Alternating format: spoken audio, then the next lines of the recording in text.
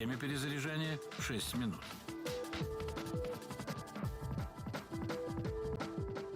Длина ракеты составляла почти 6 метров. Ракета комплекса была твердотопливной и имела две ступени. Маршевую ступень выполнили по схеме прямоточного воздушно-реактивного двигателя. Конструкторам удалось добиться, что на всей траектории полета поддерживалась большая скорость, а соответственно и высокая маневренность ракеты.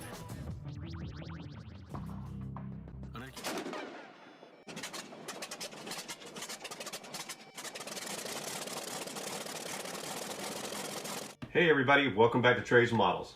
On today's episode, we're going to be going over the 2K-12 Cub, which was a Russian vehicle known by NATO as the SA-6 Gainful. It was a surface-to-air missile system meant for low to medium altitude threats. And usually the battery consisted of other support vehicles, namely the 1S-91, codenamed CERN, designated straight flush, with a 25 kilowatt band radar system, with a range of about 47 miles, equipped with a continuous wave illuminator. In addition to the optical sight, the battery also consisted of 4 triple missile system support erect launchers and 4 trucks also to supply them with the spare missiles. So this kit is from Trumpeter, and we're going to be doing a Ukrainian what-if markings on it. There might be a few of them over there. They're using all kinds of other old equipment, so it's I don't have any photographic proof of it, but they do have some of the newer systems over there, so just a chance that some of the old stuff is still in use as well. So this is also for the group build that Max is putting on over on his channel. For the build, we're going to use the Trumpeter 1/35 scale Russian SAM-6 kit. And for the markings, I'm going to use the Echelon Ukrainian Crisis decal set number D356185. This kit's been out for a while, so I'm not going to go into a full-on complete build guide on it. There's several of them up on YouTube already, so I'll spare you that pain. What I will just kind of quickly go over some of the areas that I kind of found a little difficult to deal with, and one was the tracks themselves. The long run on the bottom and then a shorter run on the top is connected to segments that go around the drive sprocket and the front idler sprocket. And there's no real serious locking pins on them. Move the segmented parts onto the drive and the rear idler sprockets, let that tack up a bit, put them in place, and while the glue is still a little soft and hadn't set up completely, and you could still manipulate the parts, went ahead and put those in and then attached them to the long runs with the other spare links. And that seemed to work out okay. It was a little fiddly, but not bad.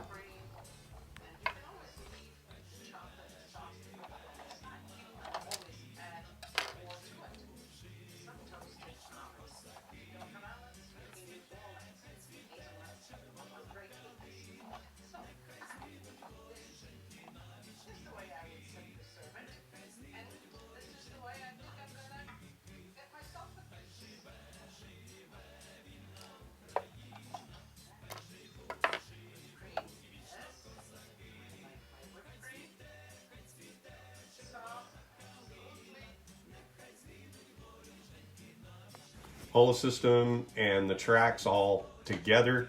No major fit issues to report here. Everything went together fairly smoothly.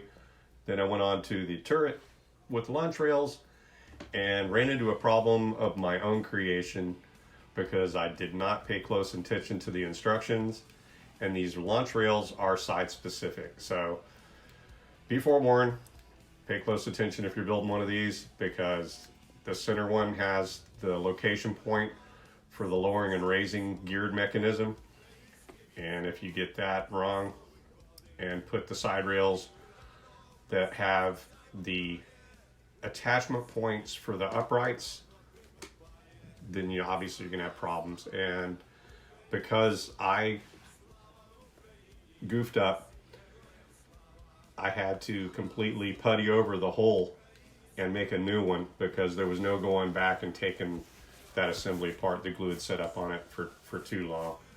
But I did catch it Hopefully this will help anybody that is going to build one of these just to pay a little closer attention than I did. But in the long run, got it fixed. Everything went together really smoothly. If you plan ahead a little bit, you could make this where it actually functions to go up and down.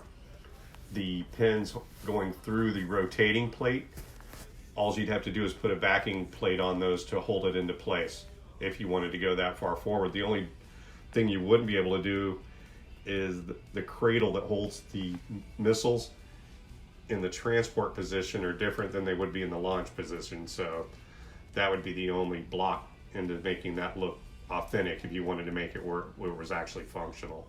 I think all the sub-assemblies are done. Onto the basic painting. I based everything black with Testor's enamel and then came out and picked out some highlights with some white just to break it up, give it some depth, get rid of the monochromatic look before I went on with some field green over the top of this. We got the base down with the black and the white, and then came over the top with some field green, tinted to darken up the actual hull areas, and then actually lightened it for the missiles. Some of the pictures I found, the missiles appeared to be a lighter color. Sometimes they were all white. I've seen them all gray with blue noses, but kind of wanted to go with this just to break it up a little bit, make it a little bit more interesting. But I don't have any really solid pictures of this actual color combination, so I took a little liberty with the colors here. So if you're doing an accurate build of one of these, don't use this as an exact reference. It's not, it's just something I made up. Okay, for the weathering, I used some artist oils, mixed black with a little brown, thinned it for the pin wash, and then came back with a lighter brown and tan mix and just did like a light filter over some of the highlighted areas just to break it up a little bit more, give it some more depth. Then I came back with some Vallejo rust and hit the cables and some flat earth for the handles on the tools. Hey everybody, welcome back to Trey's Models, outside shop version. Take 2 on the base for the Cub 12 anti-aircraft tank, or armored vehicle. What would you call it? It's like not really a tank. Yeah. It is armored. Anyway, the 2K12 Cub base, take 2. So, plaster of Paris on a base, established the tracks, made the mistake of sticking it in the sun to dry, and the Florida sun, being the Florida sun, does what Florida sun stuff does, and warped the wood and separated the plaster from the base. So, no sticking in the sun to dry. Okay. So, onto the base. We've got a simple wood base, store-bought, already pre-routed on the outside, masking tape to protect the spots that we don't want plaster of Paris to get on. This is just straight up plaster of Paris. You can get it at any box store. I've also used it to paint something white on, and you can't see the label anymore, but trust me, it's plaster of Paris. So this stuff sets up quick. Thing is to have everything ready to go. You'll need some cling wrap, your Paris, your water, mixing tools, and a spreader. Once you put this on, you only have a few minutes to work with it, so you got to go quick. So we'll get all this mixed up. When we come back, we'll do it to it.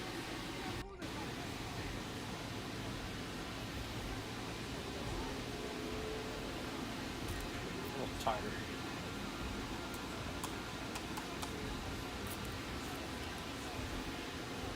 There we go. That's about what I'm looking for.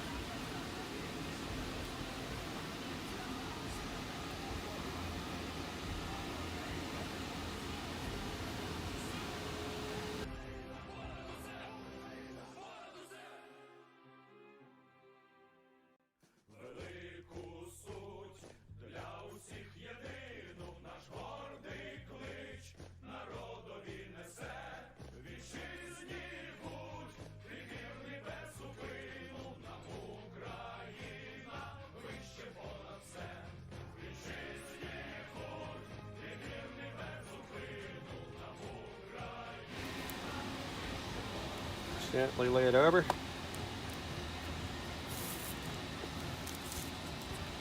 Get it spread out. Put the wrinkles in there because that'll actually show up, believe it or not. Try to get as many of them out as you can. Again, this is more about establishing the tread pattern than it is about anything else.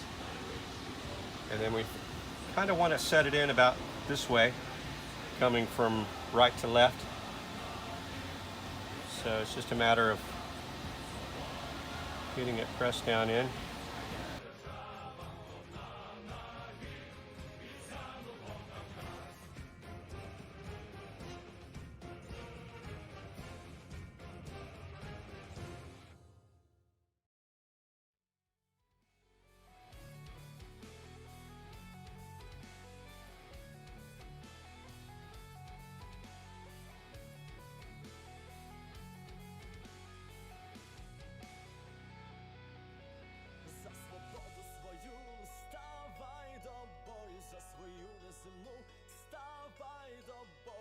Молитви тобі, ставай до бою, брами неба озвуться громом і вогнем, громом і вогнем, розбудим, поведем, до сонця вознесем, буремний край, завітри з полонин, ставай до бою, селісів дивоцвіт, ставай до бою, за світання морів, ставай до бою, за зірки над Дніпром, ставай, громом і вогнем. You want to get this tape off of here, because once this hardens, you try to pull the tape up, you'll have a little bit of an issue getting it to break free from that hardened plaster. See, I waited too long already. That's all right, that'll clean up.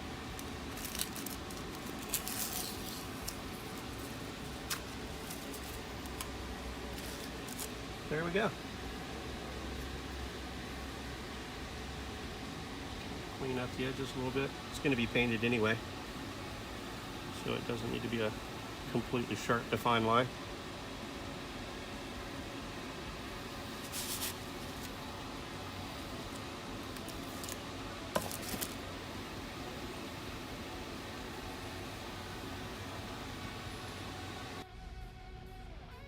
So after the plaster set up, came back and based the base black, and then on an angle sprayed a lighter color across the surface area to kind of give it a little bit more depth. Continuing on with the base project, I used some AK panel liner to get a uniform color down to establish a baseline for the colors coming up as I progressed upward with it. And then I made a structure out of balsa, kind of give it like a building look, and then actually set it on fire and burned it to get the desired look I was after. And then took some aluminum foil with some skewers, lined them up, and burnished it down with the cotton swab. And that gave me like the corrugated tin that I was going to use for the roof. And that was going to be the basic structure that was going to be destroyed into the base, give it kind of a little bit something more to look at. Then we came back with I don't have a static applicator for the grass, so I actually took each individual clump and glued them into place. And then some broken up branches and various rubble, and just came back and based all of that black, kind of stole a chapter out of Night Shift's method where he paints everything black and then comes and picks out the colors. And for the colors, I used all Vallejo, basically earth tones and some greens, kind of pick everything out and break it up a little bit. Pretty happy with the results for my first attempt at this method, but it definitely needs a little bit more practice getting this down. For the mud on the base to the tank itself, going up into the tracks, I tried out this Vallejo Environmental Mud and Grass Effect, 73826. It's an acrylic water-based, works really well. It's kind of tricky getting it to stick where you want it because it wants to clump up a little bit. But once you mess around with it a little bit, you can kind of get it figured out. And I just came in with a long brush and put it where it seemed like it needed to be and left it hanging back off the mud flaps a little bit, dripping down. And I was pretty happy with the way it turned out. For wrapping this up, I got to give a big thanks to my oldest son, Trey, for sending me over the Ukrainian logos that attach to the base. And also a big shout out to my producer, Captain Gunther, and my other helper, Dead Fly in a Jar. Couldn't do these videos without these two. Captain Gunther here is my producer and editor, and he makes all this possible. So, been a long time coming, but needed to give him a big shout out and a thanks. Also, this is again for the Maxis Models Ukraine build. We'll post a link up so you can go over there and check that out. I'm sure there's going to be some really good builds over there when that's all done and put up. And learned a few things. Still have a few things to learn, especially with the making the bases and getting a little more color modulation and making it pop a little bit. Probably could have spent a little bit more time on the grass. I see a grass static applicator in my future for sure. Need to make that happen. But all in all, it was a fun build. The kit's really nice to put together. Other than my own mistakes, there wasn't anything really bad about the kit that I could say that was a negative. Everything went together really nicely. Maybe the tracks could use a little bit of improvement, but again, nothing you can't work with. But that's about it. Everything went together really well, and ultimately I'm happy with the results. So.